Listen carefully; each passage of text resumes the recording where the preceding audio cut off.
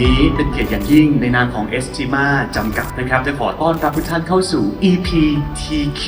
Reflect You Premier Night Party 2026 ครับ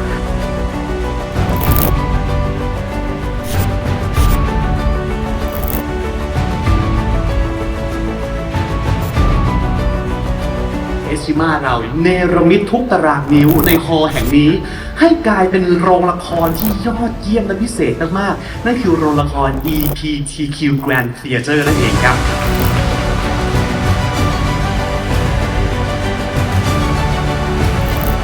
ขอเสียงดังๆปรบมือต้อนรับคุณธีรวิทย์ วิสุทธิญาณ CEO บริษัทเอสติมาจำกัดและคุณธรรมพงศ์ตรีสิริพิสารของ CEO บริษัทเอสติมาจำกัดครับก็ขอต้อนรับเข้าสู่โรงละคร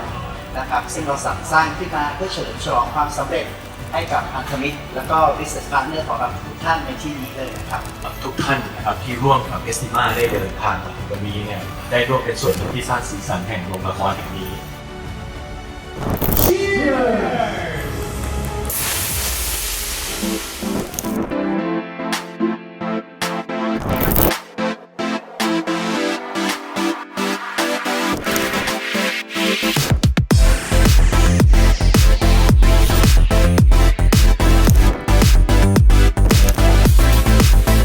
ขอบคุณพาร์ทเนอร์ทุกๆคนนะคะที่เชื่อมั่นแล้วก็